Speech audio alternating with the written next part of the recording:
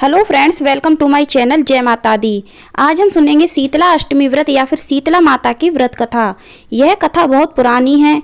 एक बार शीतला माता ने सोचा कि चलो आज देखूं कि धरती पर मेरी पूजा कौन कौन करता है, कौन मुझे मानता है। यही सोचकर शीतला माता धरती पर राजस्थान के डुंगरी गाँव में आई और देखा कि इस गाँव में मेरा मंदिर भी नहीं है, ना मेरी पूजा है। माता शीतला गाँव की गलियों में घूम रही थी, तभी एक मकान के ऊपर से किसी ने चावल का उबला हुआ पानी यानी कि माड़ नीचे फेंका।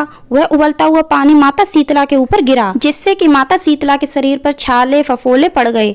शीतला माता के पूरे शरीर में जलन होने लगी। शीतला माता गांव में इधर उधर भाग भाग के चिल्लाने लगी, अरे मैं जल गई, मेरा शरीर तप रहा है, जल रहा है, कोई मेरी मदद करो। लेकिन उस गांव में किसी ने भी माता शीतला की मदद नहीं की। तभी अपने घर बाहर एक कुम्हारन महिला बैठी थी। उस कुम्हारन ने देखा कि अरे यह बूढ़ी माई तो बहुत जल गई हैं, इसके पूरे शरीर में तपन है, इसके पूरे शरीर में छाले फफोले पड़ गए हैं, यह तपन सह नहीं पा रही है। तब उस कुम्हारन ने कहा कि हे माँ, तू यहाँ आकर बैठ जा, मैं तेरे शरीर के ऊपर ठंडा पानी डालती हूँ। कुम्हारन ने उस बूढ़ी माई पर खूब ठंडा पानी डाला और बोली, हे माँ, मेरे घर में रात की बनी हुई राबड़ी रखी है और थोड़ा दही भी है। तब माता शीतला ने राबड़ी और ठंडा दही खाया, जिससे उनके शरीर में ठंडक मिली। अब उस कुम्हारन ने माँ से कहा, माँ यहाँ बैठ जा, तेरे सिर के बाल बिखरे हुए हैं, मैं तेरी चोटी गूंथ दूं। और कुम्हारन बूढ़ी माई की चोटी करने हेतु कंघी बालों में करती रही। अचानक से कुम्हारन की नजर उस बूढ़ी माई के सिर के पीछे पड़ी तो कुम्हारन ने देखा कि एक आंख बालों के अंदर छुपी हुई है। यह देखकर वह कुम्हारन डर के मारे घबराकर भागने लगी। तब उस बूढ़ी माई ने कहा, रुक जा बेटी, तू डर मत, कोई भूत प्रेत नहीं हूँ, मैं शीतला देवी हूँ। मैं तो इस धरती पर देखने आई थी कि मुझे कौन मानता है, कौन मेरी पूजा करता है। इतना कहकर माता चार भुजा वाली हीरे जवाहरात के आभूषण पहने, सिर पर सोने का मुकुट धारण किए अपने असली रूप में प्रकट हो गई। माता के दर्शन करके कुम्हारन सोचने लगी कि अब मैं गरीब इस माता को कहाँ बिठाऊं। तब माता बोली, बेटी तू किस सोच में पड़ गई।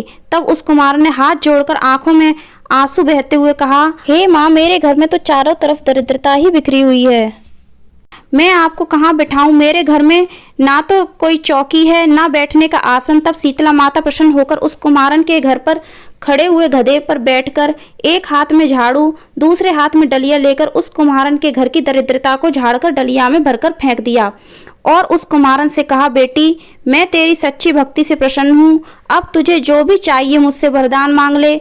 तब कुम्हारन ने हाथ जोड़कर कहा, माता, मेरी इच्छा है अब आप इसी डुगरी गांव में स्थापित होकर यहीं रहो और जिस प्रकार आपने मेरे घर की दरिद्रता को अपनी झाड़ू से साफ करके दूर किया, ऐसे ही आपको जो भी होली के बाद की सप्तमी को भक्ति भाव से पूजा करके आपकी ठंडा जल, दही व बासी ठंडा भोजन चढ़ाए, उसके घर की दरिद्रता को साफ करना और आपकी पूजा करने वाली नारी जाति महिला का अखंड सुहाग रखना, उसकी गोद हमेशा भरी रखना। साथ ही जो पुरुष शीतला सप्तमी को नाई के यहाँ बाल ना कटवाए, धोबी को कपड़े धुलने ना दे और पुरुष भी आप पर ठंडा जल चढ़ाकर, नारियल फूल चढ़ाकर परिवार सहित ठंडा वासी भोजन करे, उसके काम धंधे व्यापार में कभी दरिद्रता ना आए। तब माता बोली, तथास्तु।